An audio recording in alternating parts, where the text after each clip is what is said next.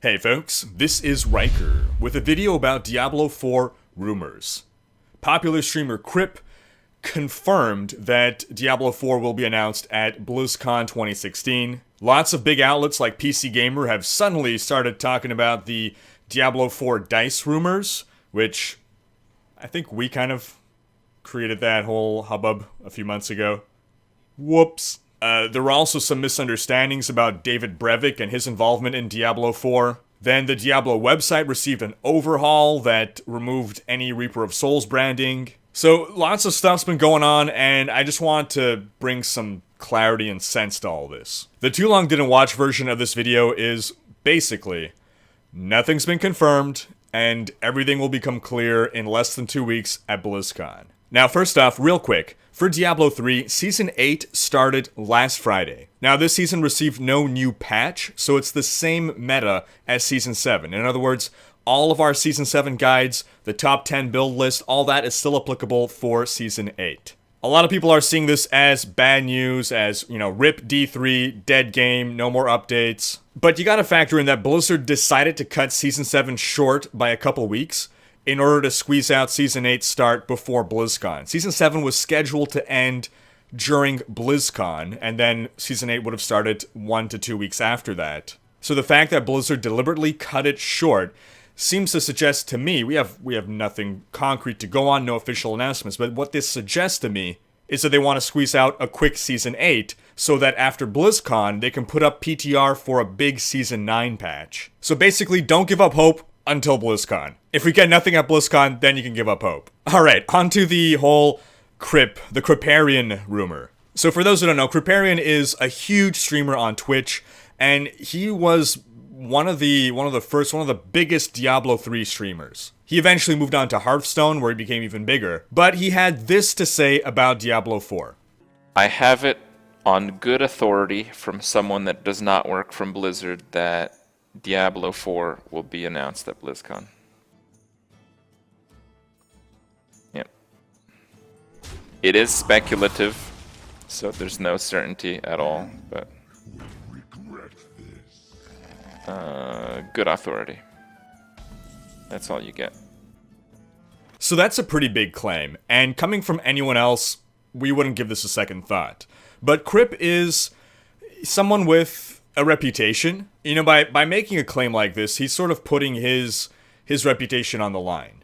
He's not one to generally rumor monger or make stuff up. So I'm inclined to believe that Crip believes he's telling the truth. But if we look at the actual claim, he's saying that this person doesn't work at Blizzard, which is fine. Someone doesn't have to work at Blizzard to have inside information, but it certainly gives legitimacy to a leak if it comes from within Blizzard. He's saying he has it on good authority, which I'm inclined to believe that. I'm inclined to believe that Crip believes what he's saying, but I don't necessarily believe Crip's source. I've met people in the business that are really good at making it seem like they have inside information, they have connections, they'll likely know a lot of people, and this certainly helps build this facade of being a mysterious figure that has a lot of information and will sometimes speak cryptically and not in certitudes, or will tell don't tell anyone this, but I know this from this shareholder meeting, whatever kind of thing. And some of these people can be very convincing. They could have silver tongues. So I believe he's convinced Crip of this. But the fact that, this is speculative, we really don't have anything to go on here. And there's always the plausible deniability. The fact that it's speculative, this guy or Crip, through him as a proxy could just say, well, it wasn't for sure. Blizzard decided to push back the announcement, or, well, they were working on Diablo 4, but they canceled it, kind of thing. These people are really good at dismissing anything that proves them wrong. Now, I don't know for sure that Crip's source is one of these people. I hope it's not. I hope that it is all legit. All I'm saying is what Crip has said basically doesn't give us anything. I can tell you guys, I am 95% sure that Diablo 4 will be announced at BlizzCon, and if it's not, then I'll just say, well, I said 95%, so 5% of the time that doesn't pan out. Guess that was this time. Wipe my hands. So moving on, we've got the whole DICE conspiracy. I know conspiracy isn't the proper word for this technically, but we all know what we mean. Months ago, we spoke about this innocuous D4, which Blizzard sent me the BlizzCon goodie bag, and within it there's a Diablo-themed dice sack dice bag, dice set, and there's a misprint on the D4. And basically, because of this misprint, you could choose to read this as 411 or 114, which you could choose to interpret as November 4th. Now lately, for whatever reason, this has been blowing up. PC Gamer has covered it, GameSpot has covered it, The No on YouTube have covered it with Funhouse. So it seems like really big outlets are suddenly, months after I posted the video, covering this video. They're sourcing me, they're citing me. And while I'm flattered and appreciative that they're directing attention to my video, if there was one video for them to pick, I wish it wouldn't have been that one. Because I've never really bought much into this theory. I think it merits discussion, it merits note, but I think it's pretty paper thin. I mean, the entire theory could just be explained away by saying that it was a misprint. The question is whether it was intentional or accidental. I mean, I had Mike Merles, one of the main Dungeons & Dragons developers, leave a comment saying that misprints on D4s are very common. And that man knows his dice. So the question then doesn't become whether the misprint is possible or not. It is certainly possible and not unusual at all. The question is whether the quality assurance department of the dice manufacturer and of Blizzard would have let this slip. And to that, you can argue either way, so I won't bother. But while I admit, yes, this might be something, it's most likely nothing. And certainly not something big enough to merit a whole bunch of major outlets covering this. The bigger question to me is why all of a sudden, and it's not much of a question. The obvious answer is that BlizzCon is, is a few weeks away at this point, which is when rumors of Diablo 4 are at an all-time high. In other words, search traffic for Diablo 4 is at an all-time high.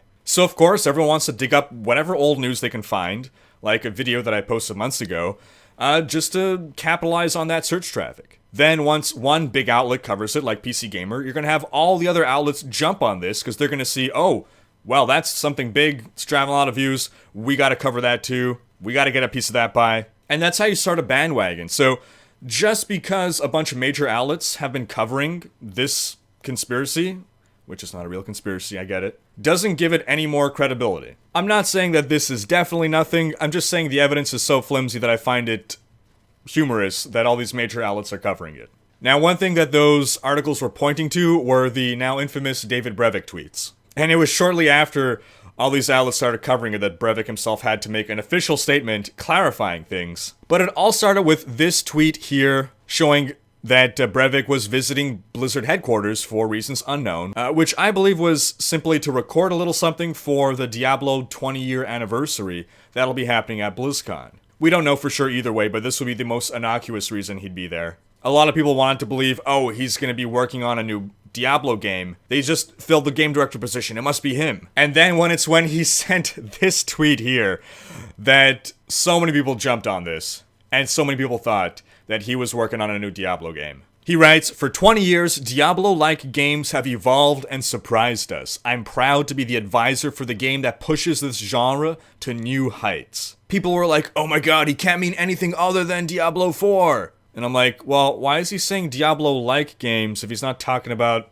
a new Diablo game? And people were like, why would he say Diablo-like games if he wasn't talking about a new Diablo game? And I reply, well, because he made Diablo, so of course he's still going to want to refer to it as a Diablo-like game. But the hype machine was in full force at this point, could not listen to reason. Until 2 days later, October 17th, Brevik clarified with a tweet saying, "There has been a lot of speculation and hope, but I'm not working on the Diablo franchise currently or in the near future. Hashtag sorry, hashtag much love." And it was later revealed that the game that he's going to be an advisor on is Path of Exile, Diablo 3's biggest competition. The ultimate slap in the face to Diablo fans hoping for a D4.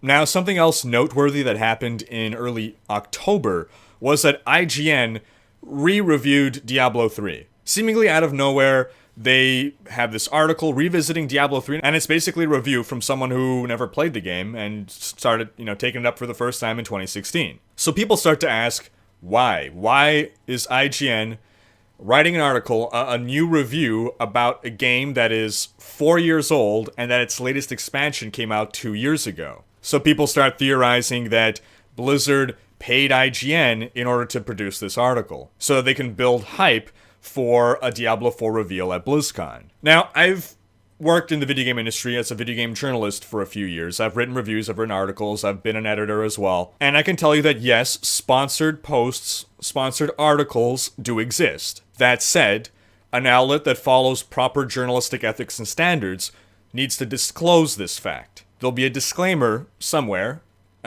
It should be up front, but sometimes they'll be a little shadier and we'll hide it at the bottom or something in very fine print and gray text. And it'll be, this post was sponsored by, Blizzard Entertainment or whatever. Now, in this case, we don't see that anywhere with this article. So, if this is a sponsored post by Blizzard, if Blizzard paid the author or IGN to write this article, then IGN is doing something shady and underhanded by not disclosing that fact. Now, I'm not going to say that IGN is shady and underhanded, but if you guys want to, go right ahead. Another theory, so one theory being that they were paid off and in a very shady practice put up this article. The other theory is simply that this article was pitched and was accepted. I've attended a lot of pitch meetings. I've sent and received pitch articles. You have the writers that'll pitch ideas to the editors who then greenlight which articles to run for the week or for the future. For this article to be posted on IGN, literally all it would have taken is for someone, be it an in-house writer or an external writer, to just convince an editor that this article would be a good idea and drive views. And sometimes we have slow content weeks. Sometimes we need filler articles. There isn't always some big breaking, trending topic to cover. So I could easily see an editor for IGN greenlighting this article because, it's a month before BlizzCon. It's a piece about Diablo. Diablo will become relevant in the news. It might not drive a ton of traffic, but it could do something. Or, editors are people too. Maybe they just had a soft spot for Diablo. Maybe they just like the idea of the article. Depending on the outlet, depending on the editor, not every article needs to be something that drives a ton of traffic. Sometimes people just want to run a piece because they personally like the idea and screw the views. Myself and my colleagues, for instance, in the past, we've run some articles that didn't drive a lot of views and we didn't expect them to, but we were really proud of. We were really proud to publish them as an outlet. It's just really shitty that it's the BuzzFeed style listicles that drive all the traffic. Rant aside, onto our last topic here, the new Diablo website. If you visited the Diablo site recently, you would see that it's received a facelift. It seems like they've basically done away with the Reaper of Souls branding. The color scheme though is still bluish, so they haven't reverted to the original Diablo 3 vanilla red. So what's going on here? Some people choose to interpret this as, well, something new is coming in Diablo, be it a new expansion, be it a new whatever, so they don't want to be specific to Reaper of Souls. And that's not a bad argument. However, if you look at Blizzard's other websites, you'd see that they've just been updating all their websites. So that's it, folks. Our conclusion here is basically that this is the season for Diablo 4 rumor mongering. The weeks leading up to BlizzCon see everyone go crazy with this stuff. And maybe we will see Diablo 4 announced. I really hope that's the case. And I'm sorry, I hope I'm not being a downer here. I'm just trying to get you guys to look at things with a critical eye, a skeptical eye, recognize that there's no conclusive evidence to suggest Diablo 4 is being announced. There might be hints, there might be suggestions, but there's nothing conclusive. There is a lot of evidence to suggest that a new Diablo game is in the works, but not that it'll necessarily be announced this BlizzCon.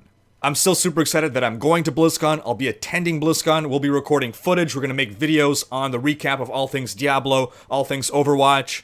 I'll live tweet whatever crazy stuff is going on. And I do believe that I won't be returning from BlizzCon empty-handed with regards to Diablo, but it might not necessarily be a Diablo 4 announcement. But what do you guys think? What are you expecting from BlizzCon? What do you think about these rumors? Are there any that you believe to be true and why? Thanks for watching. Special thanks to my Twitch and Patreon supporters for making these videos possible. Check out these other videos, and subscribe to join Rhykkers Raiders to keep up to date on Diablo news. This just in, breaking news. As of today, September 30th, it has been announced that Season 7 will end on Friday, October 14th, and Season 8 will begin Friday, October 21st. What could this premature ending of Season 7 signify? What could the lack of PTR and abrupt start of Season 8 mean?